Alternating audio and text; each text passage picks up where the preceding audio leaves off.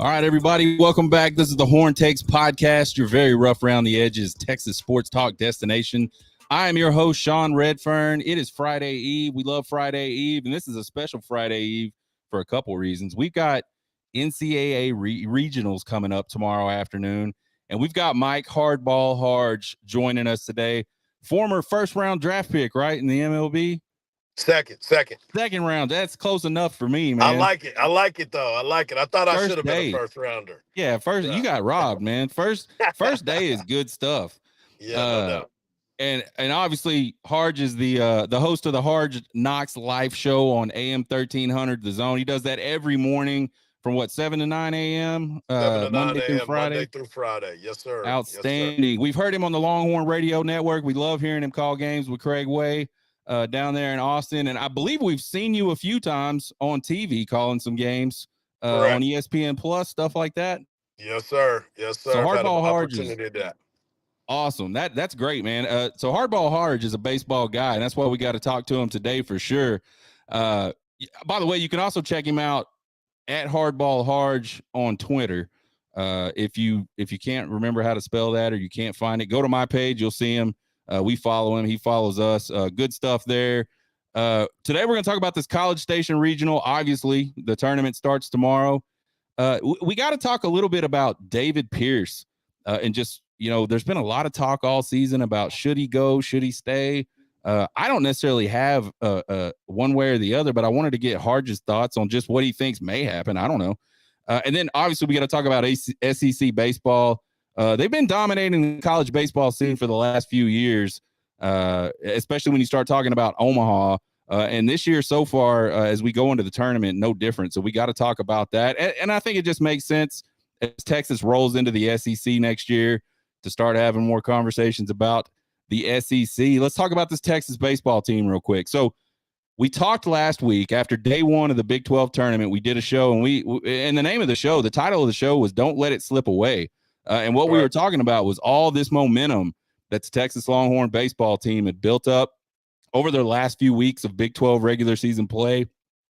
We thought it was good stuff. They went on the road. They beat OU. They beat Oklahoma State in a series. And so a lot of good stuff happened. And the pitching, to me, kind of it didn't get great, but it kind of mellowed out. It kind of got to where it was consistently what it was. You kind of knew what to expect out of the rotation every single game. And the bats absolutely came alive over that stretch. Not that they were dead or anything like that, but they really started pushing that 128 we talked about earlier in the season, Hardge. Yep. So then they roll into the Big 12 the Big 12 tournament, and they go 2 in barbecue, and it was not pretty, man. They could not beat a Tech team that hadn't won a game in the Big 12 in over a month. They couldn't score more than 4 runs against a Tech team that had been giving up 12 per plus over the last 3 weeks before the Big 12 tournament. And then they dropped game 2 to an average Cincy team after a late rally. That game really wasn't close until the end of the game. So they put themselves, they kind of played themselves out of what I think most people thought was a 2 seed for sure into a 3 seed in one of the tougher regionals in the country. What do you make of all that, Hardge? Is that just a bump in the road, or do you think maybe some of that magic towards the end of the season starting to wear off a little bit? Well, it's a lot to unpack in that particular instance right there, Sean. And thank you for having me on, man. I always enjoy talking to you and chopping it up. So I appreciate you and keep up the great work. You sit here and you look at the season as a whole, and you went through the majority of it, and you talk about those series that Texas was able to win going down. They'll lose the Friday night, but they'll win 2 games Saturday and Sunday. They'll lose win a Friday, lose Saturday, but find a way to win on Sunday. Or they'll win the first 2 games of the series and lose the last game on a Sunday. So, but the fact of the matter was they continue to win series. And as the season goes on, you were expecting them to go to the Big 12 tournament, perform well, get a couple wins, possibly get that 2 seed, or maybe even sneak into one of those situations where they're able to host. A lot of times hosting has to do with the attendance, your facilities, and things like that. So they could have snuck into that section, would have been great. But they didn't. They struggled. You highlighted the fact that they didn't score runs against two teams that they should have beaten. It was set up perfect for them to advance. Let's just say that. And then you look at it and you say, okay, well, what went wrong? I, I don't know if anything went wrong. It's been a microcosm of the entire season. You start to look at this team and you believe in certain weeks, okay, we're about to turn that corner, about to be a dominant team again. You said it, that pitching staff kind of became who they are.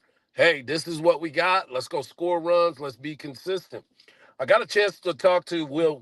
We got a chance to talk to Jared Thomas the other day, and Jared Thomas was very open and honest about the season and the pitching staff, because the question was about pitching. And Jared said, well, we didn't do our jobs a lot of times at the plate either.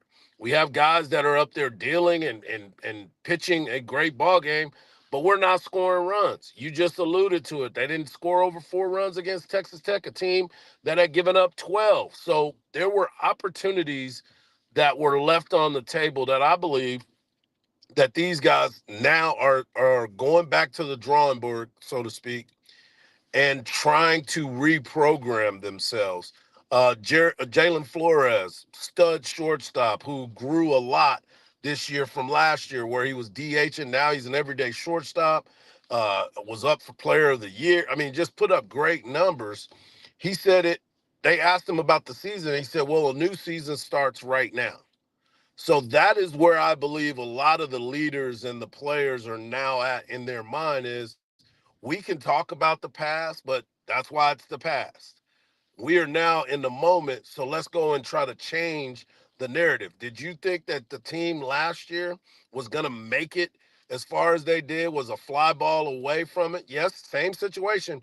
Great hitters, inconsistent on the mound at times, but they found a way to get it done. And if they're going to be able to get it done, they got a tough regional because they got a familiar foe in Louisiana, who they started off the Coral Gables regional off with last year, and now they have an opportunity. If they can get past game one, they have an opportunity to possibly be playing Texas A&M, and at that point, it doesn't matter who's the stronger team. It's a rivalry game, so things are kind of out the window. Yeah, it's kind of funny. You just said it's a new season. I think if anybody that's talking about college baseball right now is saying that phrase, it's a new season. And I've got it written down right here on my outline for this show. Absolutely great segue. It is the new season. The road to Omaha starts tomorrow. It doesn't matter what happened all season. Clearly, you would want to have had a better performance in the Big 12 tournament. I'm sure Texas A&M would rather have had a better performance in the SEC tournament than they did, but they didn't. And now it's time to start all over again. The one thing I do kind of wonder about is it's one thing to say it's a new season. Let's change the narrative. But what are some of the, and you've played at a really high level. So what are some of the things that the guys are going to have to do? Maybe do you think they were, as they went into that Big 12 tournament and some of these other situations like down in Minute Maid, every single time we play in Minute Maid, do you think they go into those situations maybe pressing a little too much? What do the guys got to do in the lineup and on the mound to really live out, let's change the narrative as we head into this regional? I mean, it's a simple saying, and I know, but it means a lot, and it's just execute. You got to execute everything that is put in front of you. You have to make the routine play. You don't have to make the spectacular play. Make the routine play. Situational baseball is always going to be something that I've talked about anytime I get a chance to say anything. We live so much for the long ball. We were talking about the numbers that Texas was able to put up this season, challenging that 121, 128 number, but we're really needing to drive runners in, get them over, get them in the old school way. David Pierce is one of those guys that's kind of a hard nosed. He loves to play the game. He's an old school guy. Well, in these particular moments, when you're an old school guy, sometimes you got to revert back to old school ways. Maybe this team works on a hit and run. Maybe they bunt a guy over. Situationally, they have to change and make sure that if they get guys in scoring position, do whatever it takes to get them in. Don't always have to play for the long ball. Then on the mound, got to be able to throw strikes. The hardest part of this game is making sure that you can pound the strike zone. Because if you pound the strike zone, guys behind you are ready to make plays. It makes it difficult. A lot of teams can't defend a walk. I don't think anybody has been able to Right. defend a walk. So make sure that they put the ball in play and put the pressure on them to execute what they're trying to get done as well. Yeah, absolutely. One of the things I'm not a huge baseball guy. I've said that a million times, but I did coach my son a few years. And one of the things we used to talk to the boys about was let the game come to you. And I'm sure that is the same type of mindset you have to have at any level. A lot of times I think guys go up there and say, all right, I got 2 guys on. We're down by 2. It's the bottom of the 9th, 1 swing, and I can win this thing. And that's true. And you're capable, but you got to just let it come to you. You can't go get it. That's not how baseball works. You got to let the ball come to you, whether you're playing defense or whether you're at the plate. And so I think certainly we know this Texas team is capable. They have a lot of really good players. There's a lot of talent there, even on that pitching staff that's been much maligned all season. There's some guys that can execute at times. We just need them to do it a little bit more. As we head into this College Station regional tomorrow afternoon, you got number 1 seed, who's number 3 national seed, Texas A&M. They got number 4 seed Grambling. I don't think there's a lot of people on the planet that think Grambling really has a shot in that one. They're a 500 team on the season, and I mean, let's just be honest. They don't have the horses that Texas A&M does in the lineup or on the mound. So I would be extremely shocked to see Texas A&M drop that one. And then you follow that up with 2 seed Louisiana. They got to be out for a little bit of revenge after the Coral Gables regional last year against Texas as the 3 seed. What do you think about Texas winding up in that regional with Texas A&M, just from a committee perspective? I kind of feel like it seems like the last couple years, ever since the SEC announcement came out that Texas was moving to the SEC, all these committees try to figure out a way to get Texas and Texas A&M playing something together when the stakes are the highest. What do you think? Well, I think when you looked at how this region came about, David Pierce was on my show this morning, and he had mentioned maybe Santa Barbara or possibly Tennessee. A lot of people thought it was going to be either Arkansas or North Carolina. There were so many different scenarios that were out there. And Texas kind of let things, you mentioned it, lost in the Big 12, kind of changed the way people were viewing it. But you're right. When these committees start to look at it, you start to believe that they're like, okay, let's see how we can get this figured out, because this is going to pack the house. Well, A&M would have packed the house anyway. They were hosting Right. a regional. It didn't matter if Texas were there or you and I were there.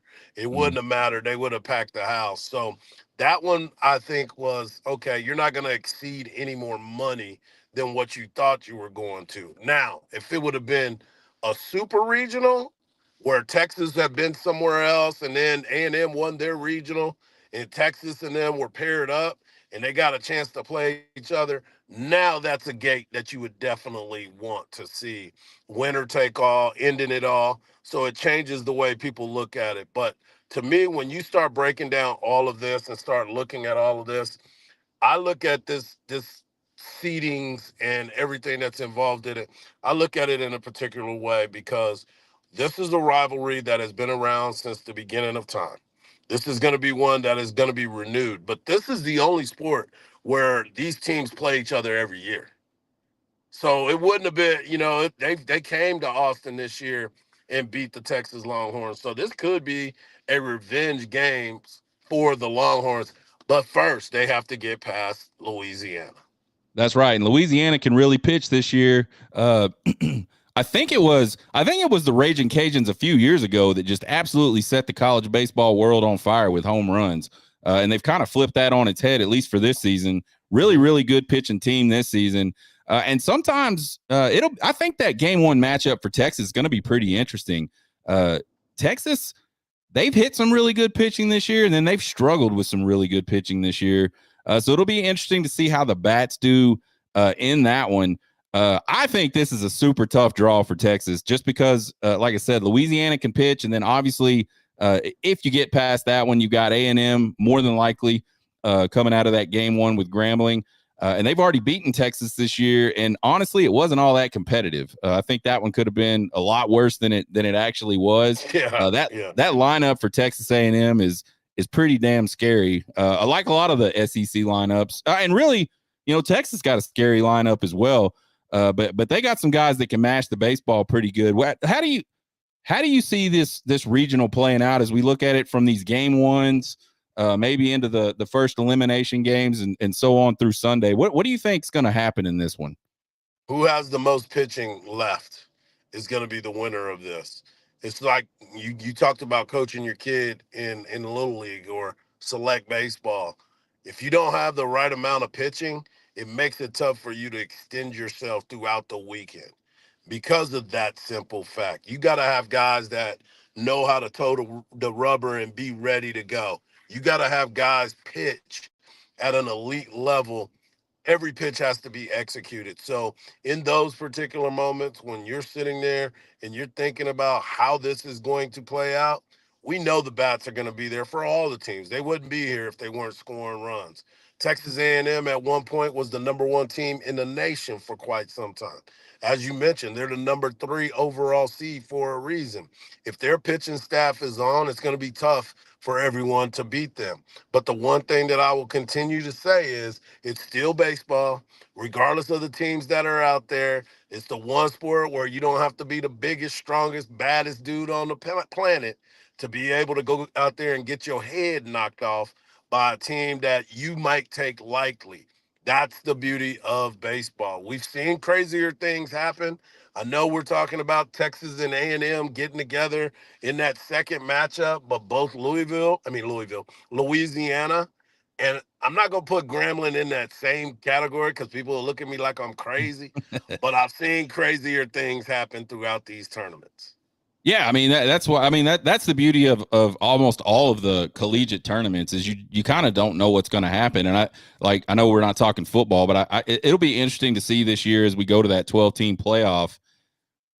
How many of those types of deals we get to see because I think in football the upsets are less likely, I feel like, than they are in basketball and baseball. But I still think there's more of a chance now that you're going to see some crazier things happen in college football. I think for me, man, it's just tough for me to see Texas coming out of this region. Right. But for the thing that you mentioned, the pitching and not that they don't have some arms that are capable. It's just for whatever reason, they haven't found a lot of guys that can execute. Gage Bame can't come out of the bullpen all weekend and save the day like he has a lot down the stretch for Texas. The starters are going to have to give them some innings, and some guys coming out of the bullpen are going to have to step up as well. So let me ask you this, Hardge. If Texas manages to win this regional and advance to the super regionals, who's the one guy on this Texas team that would have stepped up and just kind of played above their head this weekend to get that done? Porter Brown. He was a guy that was very experienced last year, put up unbelievable numbers. He was the guy that pretty much carried this team late last year with all of his power numbers, his clutch hitting. He hadn't done that at all this year. He has not shown up. So if he comes in and is locked in, and he's gotten every opportunity to play. He's gotten every opportunity to be in that lineup every single day. So for me, if Porter Brown somehow, some way has the ability to do something with this team, I think they have a chance to really push somebody. That would be my pick. On the mound, it has to be LeBaron Johnson. It has to be LeBaron Johnson, another player that a lot of expectations were put on him to the season. And rightfully so. I think these were things that he earned. But was it lightning in a bottle? Maybe for both of the guys. It might have been lightning in a bottle. But I need them to spark a match or something to get this party started so everybody can sit here and say, all right, these guys showed up in the big moments. Yeah, I think that's interesting. I hadn't thought about it so much from an offensive perspective, but I think if you're going to pick an offensive guy, Porter Brown is probably your guy. It's been an interesting season for him. Obviously, he started in the lineup. He should have started in the lineup. And then about midway through the season, Pierce started making some changes, and really him and O'Dowd kind of set for a while. And then here late, we started to see those guys back in the lineup. Haven't seen a ton of production out of either one of them. I know O'Dowd got a big home run. I believe it was in the Big 12 tournament. Yeah, he hit the ball well. I think he went 3 for 3 in that first game of the Big 12 that's right. tournament. But they came up short, Yeah. So Yeah. So it'll be interesting to see what that lineup looks like. I thought things were popping pretty good with Borba and D. Kennedy playing second base. So it'll be interesting to see kind of, where Pierce winds up with the lineup. And I think you're right from an offensive perspective. And LBJ was the guy I had written down. LBJ was really, really good in the Coral Gables regional last year. He got really good towards the end of the season, regular season, and Big 12 tournament last year. And so I think he's the guy that has to be able to come out and dominate a game at some point. And he's got the stuff to do it. For whatever reason, it just hasn't happened for him this season. Kind of like Porter Brown, it just didn't click this year for whatever reason. So that's my guy.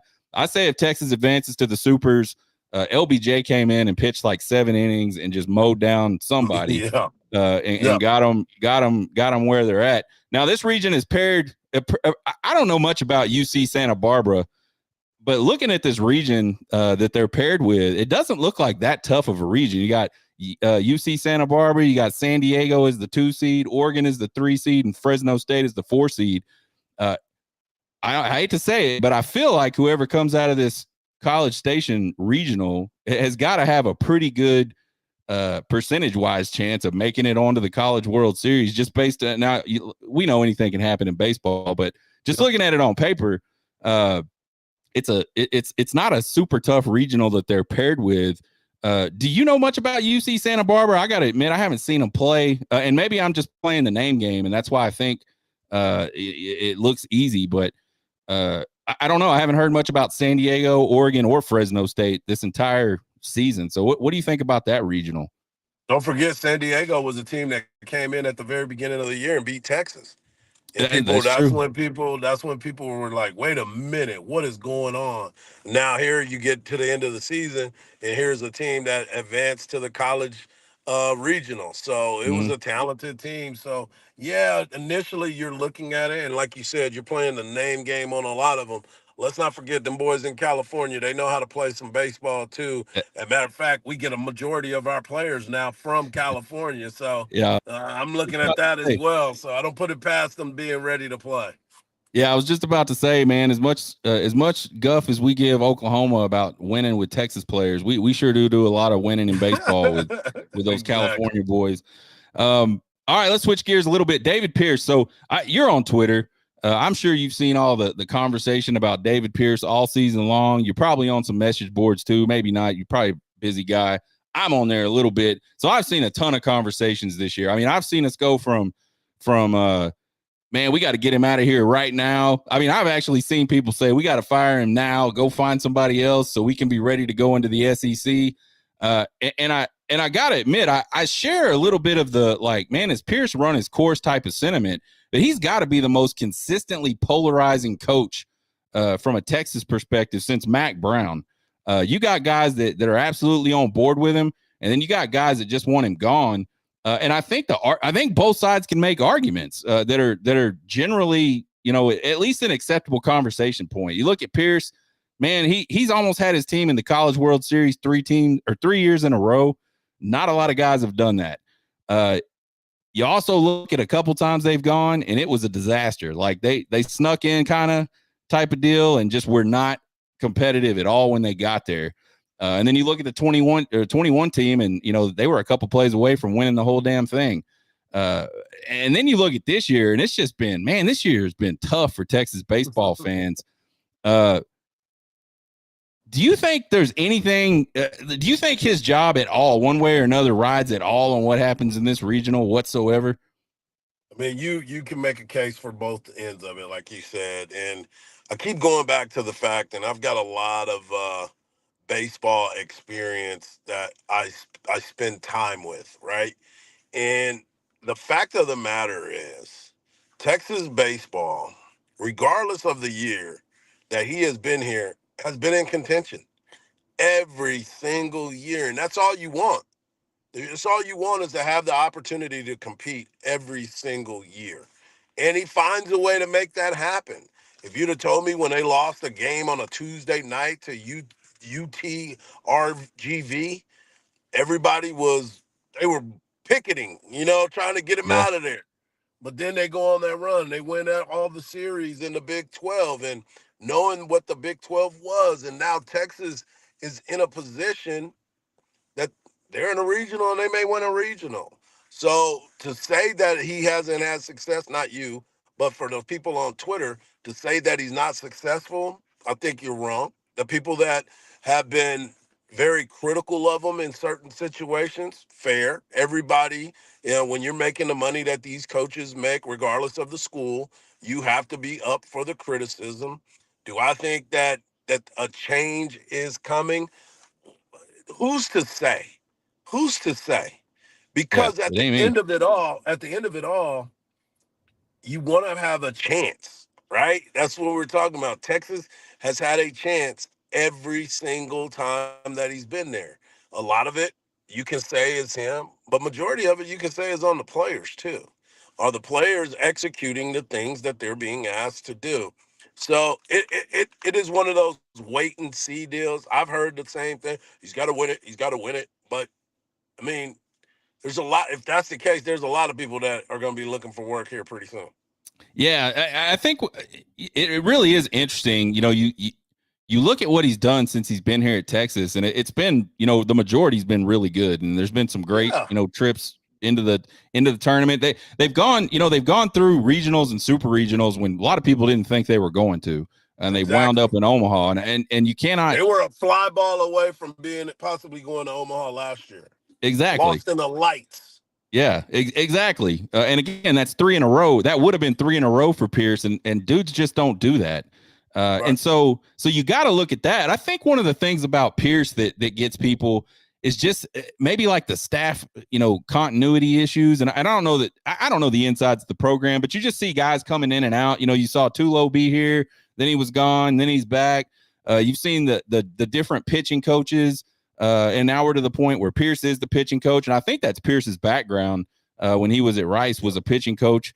But I think there's just some things like that. And then there's just like, it's like when Texas baseball is trending badly, it is bad. And it looks like the bad news bears out there sometimes. And I think that's where you get this polarization from. Augie had some bad baseball teams. But they were just kind of bad. They weren't like, it wasn't like this Jekyll and Hyde thing that Pierce has got going on, where sometimes they look like nobody in the country could beat them. And then the next week they just look like they couldn't beat a high school team. So it'll be interesting to see I don't really have an opinion either way. I just thought it's kind of a good question because we've been hearing it all season.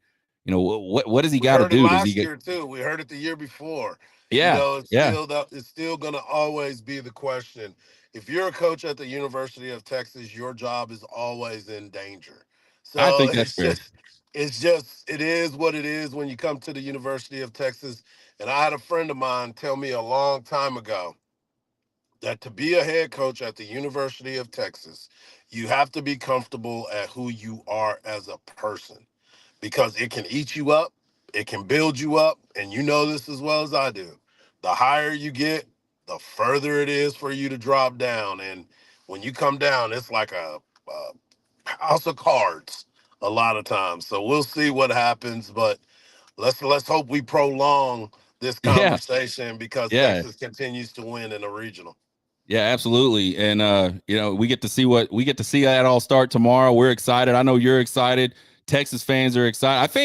I think the college baseball world's a little excited to see Texas and Texas A&M maybe meet up there in a postseason game with a lot on the line. So we'll see how that goes. Obviously, big weekend. The probably, I mean, until you get to Omaha, at least we're talking. I don't know. when you factor everything together, the volume of baseball we're going to get and what it means, it's probably the biggest weekend of baseball all season besides the opening day. And then obviously when you get to the College World Series, and we cannot talk about that without talking about this SEC madness. They get a record 11 teams make the field this year.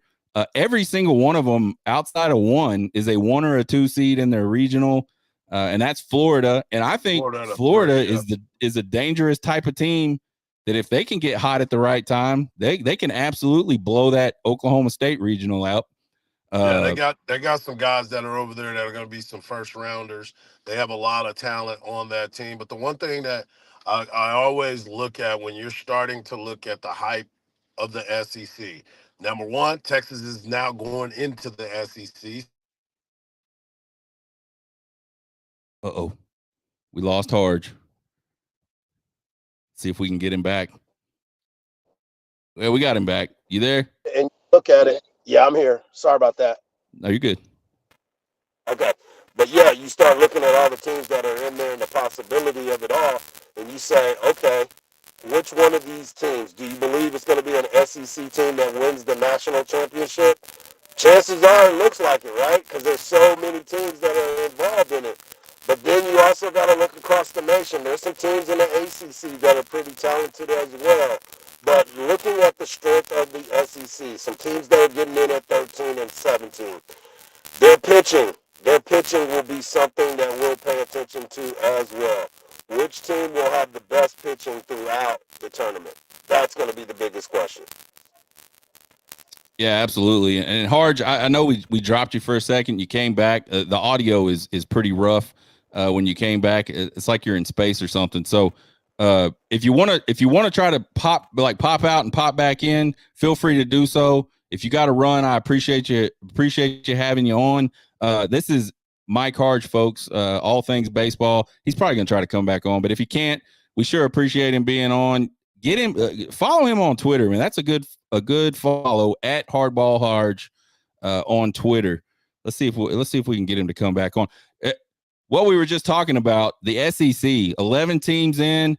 I think the obvious question is how many guys do you think the SEC is going to get to Omaha? How many teams do we think we're going to? So there's the opportunity for 8. They have a legit opportunity to get 8 teams to Omaha. They got a team in every bracket, every super regional bracket, and they've got in a lot of cases a couple teams in each super regional bracket. I see you back, Hardge. Give me some audio. See what we sound like. Yeah, I think we're better now. I got back to my same spot, so I had to switch Perfect. it out. But yeah, so your question about how many teams do you think can be there? Maybe 8. I don't know, maybe 4. I mean, you start looking again, you got to look at their pitching. If their pitching is on point, because at this time, just like basketball is always about the guards when you get to tournament time. When you get to tournament time in baseball, it's all about the pitching. If the pitching is on point, whichever team comes in with the hottest pitching staff, those are the ones that you want to try to pay attention to, because throwing strikes is going to be crucial at this time of the year. Yeah, you can't afford to give people free passes, especially early on in innings. It's almost like a baseball rule. You give a free pass to a leadoff guy, and somehow that the gods love that, and he scores a lot of times. We were just talking about an opportunity for there to be 8 guys there, 8 teams there. The SEC certainly has a lot of really good teams. They can pitch, they can hit. I've seen as many as 6 predicted. To me, that would just be crazy. And if they get 6 teams to the College World Series, A, that's got to be a record. B, I would say the answer to my next question is no, but I'm going to ask it anyway. Is there anybody out there who are the teams you think are capable of sort of ending this SEC streak at 4 championships? Well, I mean, you if you were gonna look and try to dissect who would be in the mix, you got to put North Carolina in that conversation. You got to put Clemson in that conversation, because both of those teams can get hot. And when they get hot, they get real hot. So those are 2 teams. Everybody's wanting to talk about how did LSU get into this deal? And I know we're trying to figure out who's not going to get there. I mean, Mm-hmm. who's not from the SEC. That's a team that they found a way to get in. They got a lot of talent on that squad, and they're the defending national champions. So it will be something to watch to see how they try to make their way through. But you also got to look at Wake Forest. You got to look at Florida State. These are teams that you can look at and you say, who can dethrone them? Those are teams that are experienced enough to make some things happen. Yeah, I got Clemson, UNC, and Virginia as a few teams. I think it's all ACC or SEC. I think. Yeah, I think there's some good some good teams on the West Coast too. But there's no mistaking why baseball is so good in the Southeast and the Atlantic Coast Conference. Those guys get to play baseball like all year long. A lot of these guys are freezing in the snow until April or May sometimes. So yeah, a lot of good baseball players, a lot of good baseball played. It'll be interesting. And that LSU squad. Don't sleep on Oregon State either. No, Oregon State's they got a good squad and they've been there before and they've won it here pretty recently. So yeah, I just think, man, if they could get 4 to 6 teams, man, you almost got to roll your dice and just bet an SEC team is going to win it. But you never know. And the other interesting thing about the SEC is we've seen this a few times over the last few years. It's not the team you expect out of the SEC that goes on and makes all the waves at the College World Series. Like Ole Miss a few years ago, they were like one and done from the SEC tournament, I think, and went on to win the. They weren't even supposed to be in the tournament. That's right. Yeah. It's because they won the SEC tournament that they got in. That's it. Yeah. So yeah, just craziness all around. It'll be interesting to see a lot of good ball clubs. Well, we're talking about who should make it, who should. There's always one team every single year that's kind of surprises everybody in this tournament. At least one. There's sometimes a couple. Who's your surprise team this year in the NCAA tournament? That's interesting because I didn't even really want to look at a surprise team in particular, but I will tell you this: Louisiana Tech is a team that they are a solid, scrappy ball club. I got a chance to call a few of their games this year, so I saw them up close and personal. They are a scrappy team that if they can get things going, they're a tough out for sure. Yeah, there's a lot of them, and I looked at the bracket this morning, and there's a lot to look at there. Obviously, 64 teams. The one that kind of popped out to me was Duke, and I know Duke's not like I think they're a 2 seed or a 3 seed in their region, so they're not like a we just snuck in type of team. But I don't think a lot of people think Duke is a College World Series baseball team, and probably didn't think that at the beginning of the season. But they're in that Oklahoma regional.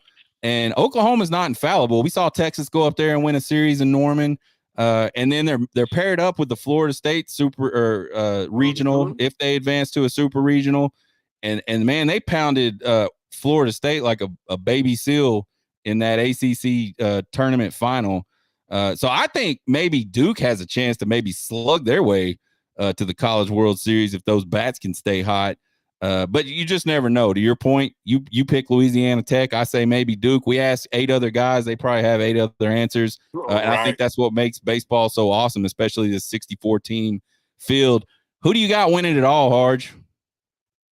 Well, you don't want to have a team out there from the SEC, but Tennessee is a team that is tough. I got either Tennessee or Georgia making it to the College World Series and winning it all. Georgia, I think Georgia's capable if those bats can go. I really like Tennessee as well. The only thing I don't like about Tennessee is they slipped into that number 1 overall seed at the very end, and the number 1 overall seed hardly ever wins the tournament. But man, they're up there in pitching and they're up there in hitting, man. And I think they've been a couple times. They haven't had a lot of great success there. But man, I'll tell you what, when we were there in 2021.